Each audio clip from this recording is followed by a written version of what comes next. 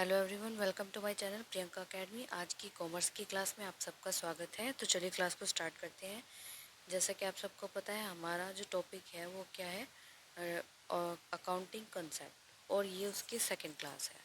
और हमारी ये थर्ड प्रैक्टिस सेट में हमारी ये थर्ड क्लास होगी। तो चलिए क्वेश्चन को स्टार्ट करते हैं क्लास को। लेखांकन विवरणों में संभावित दायित्वों के संबंध में नोट्स जोड़ने का अभ्यास किसके अनुकरण में है? तो ये किसके अनुकरण में है? इसका आंसर सही होगा डी, प्रकटीकरण में, है ना, disclosure, convention of disclosure. Question number next, रूढ़िवादिता की परिपाटी ग्रहण होती है। तो रूढ़िवादिता की परिपाटी यानी कि जो रूढ़ि कंजर्वेशन, हमारा जो ये कंसेप्ट है, इसमें होता है कि लाभ की आशा ना प्रत्याशा ना करके हानि के बारे में सोचना या रिजर्व करना। चालू व्यवसाय की अवधारणा का आधार है। तो चालू व्यवसाय की अवधारणा का आधार है स्थायी संपत्तियों के प्रायोज्य जीवन तक उनका खर्च लगाना, डेप्रिसिएशन करना। अगला क्वेश्चन है, दो पहलू अवधारणा के आधार पर लेन देन को अभिलिखित करने की प्रणाली को क्या कहते हैं? तो उसे कहते हैं दोहरा लेखा प्रणाली। क्या कहते हैं? दोहरा लेखा प्रणाली। और इसके जन्मदाता कौन है? ल्यूकस पैसियोली, जो इटली के रहने वाले थे।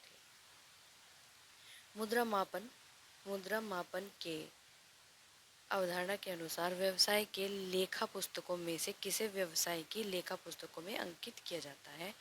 तो ये किया जाता है संयंत्र और मशीनरी, यानी value of plant and machinery को। जो मुद्रा मापन, जो मापा जा सके, जैसे किसी कंपनी के प्रबंधक का स्वास्थ्य मापा नहीं जा सकता, गुणवत्ता को नहीं मापा जा सकता, तो इसका होगा आंसर सी। अगला क्वेश्चन, लेखांकन की वह अवधारणा जिसके आधार पर लाभ और हानि खाता तैयार किया जाता है, क्या कहलाती है? लेखांकन की अवधारणा, तो ये होगा मैचिंग कॉन्सेप्ट। कौन सा कॉन्सेप्ट? मैचिंग कॉन्सेप्ट, जिसमें प्रॉफिट एंड लॉस भी आता है। ठीक है। अगला क्वेश्चन, एक व्यापारी अपने लाभ का 20% भाग सामान्य संचय में अंतर्निहित करता है, ऐसा वह किस अवधारणा के आधार पर करता है? ये fourth fifth time repeat question. रूढ़िवादिता की अवधारणा, concept of conservation. Next question, निम्नलिखित में कौन सी लेखांकन समीकरण सही है? लेखांकन समीकरण कौन सी सही है? ये है संपत्ति बराबर दायित्व प्लस स्वामित्व की इक्वल, यानी कि संपत्ति किसके बराबर होगी हमारी? सभी दायित्व और पूंजी और लायबिलिटीज प्लस एसेट्स। ठीक है। नेक्स्ट क्वेश्चन, समीकरण द्विपक्षीय अवधारणा का परिणाम है। समीकरण द्विपक्षीय अवधारणा का परिणाम क्या होगा? ये होगा पूंजी प्लस दायित्व बराबर संपत्ति, पूंजी प्लस दायित्व बराबर संपत्ति। नेक्स्ट क्वेश्चन, अनुमानित हानि की तत्काल पहचान का समर्थन करने वाली अंतर्निहित अवधारणा क्या है? तो यह है विवेक। नेक्स्ट क्वेश्चन, दिखावा पर प्रतिबंध का कारण है। दिखावा पर प्रतिबंध का कारण है, तो ये होगा प्रकटीकरण, डिस्क्लोजर अवधारणा। कौन सा होगा? डिस्क्लोजर अवधारणा। नेक्स्ट क्वेश्चन, मालिक की क्षमता का अभिप्राय है। मालिक की क्षमता का अभिप्राय क्या है? इसका आंसर होगा कुल परिसंपत्तियों से कुल बाहरी दायित्वों के घटाने पर, यानी कि जो हमारी टोटल असेट्स हैं उसमें से टोटल लायबिलिटीज घटाने पर जो आएगा, तो मालिक की क्षमता यानी कि उसकी कैपेसिटी कितना पे कर सकता है। और नेक्स्ट क्वेश्चन, निम्नलिखित में कौन सा लेखावधि का सिद्धांत नहीं है? तो ये सत्यता का सिद्धांत लेखावधि का कोई सिद्धांत नहीं है। दोहरा लेखा प्रणाली भी है, लागत भी है और भौतिकता भी है, लेकिन सत्यता का नहीं है।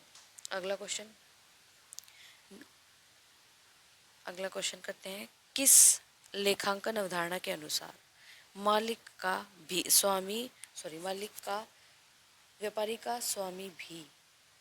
व्यापार का स्वामी भी अपनी पूंजी की सीमा तक लेनदार माना जाता है? तो ये कौन सा कंसेप्ट होगा? ये होगा सी, द्विपक्षीय अवधारणा। कौन सा? द्विपक्षीय अवधारणा।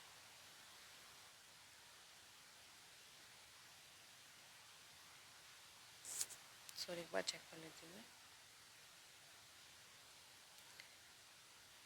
क्वेश्चन नंबर, मालिक की अक्षमता, मालिक की अक्षमता के बाद होगा ये डी है इसका।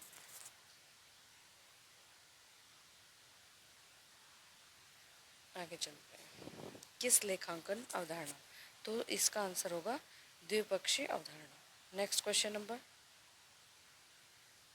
चलित कारोबार, चलित कारोबार विचार के अंतर्गत एक व्यवसाय के चालू रहने के बारे में मान्यता होती है।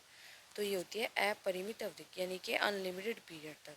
जब कोई बिजनेस स्टार्ट होगा तो ये एक कंसेप्ट है कि वो हमेशा चलता रहेगा, नेक्स्ट बिजनेस कंटिन्यू करेगा अनलिमिटेड पीरियड तक। नेक्स्ट क्वेश्चन है 43 क्वेश्चन, पूंजी खाता किस अवधारणा के अंतर्गत आता है? पूंजी खाता किस अवधारणा के अंतर्गत आता है? तो ये आता है लेखांकन अवधारणा के, लेखांकन अवधारणा के। नेक्स्ट क्वेश्चन है,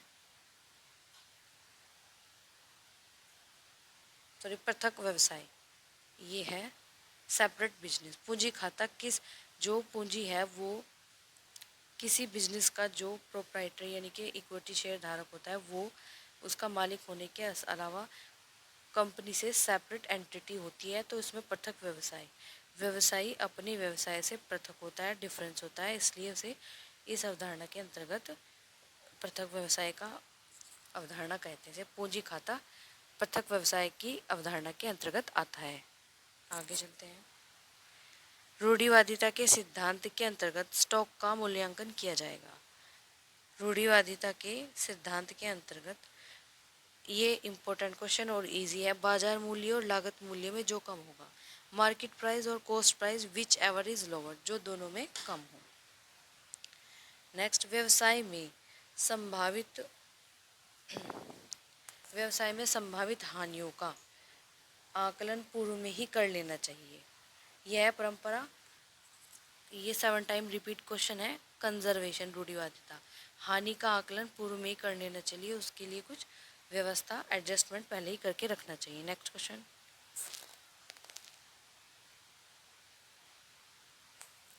यदि एक फर्म अपने ग्राहक से प्राप्त अग्रिम राशि का अपना आय मान लेती है, अग्रिम राशि को अपनी आय मान लेती है, तो वह निम्न में से किस अवधारणा का उल्लंघन करती है?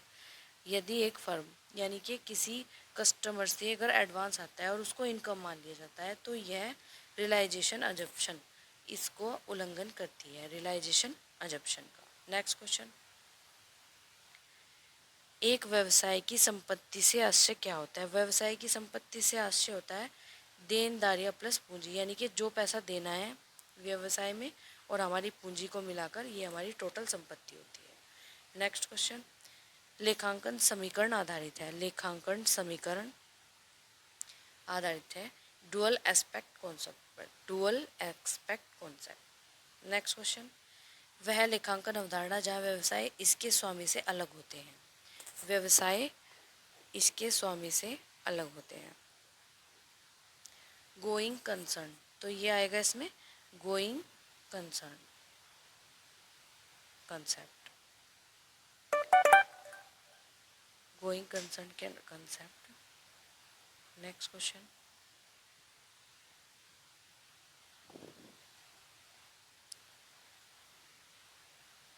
लेखांकन नियम प्रविष्टियों तथा पद्धतियाँ एक समान अपनाई जानी चाहिए, उन्हें वर्ष प्रतिवर्ष नहीं बदलना चाहिए, इससे निम्नलिखित लेखांकन प्रथा कहा जाता है।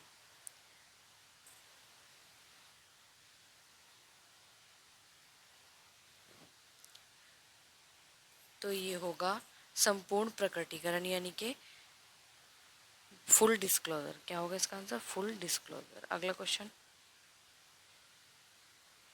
विलंबित दायित्व को संतुलन पत्र में दर्शाने की आवश्यकता जिस परंपरा के कारण पड़ती है उसका नाम क्या है?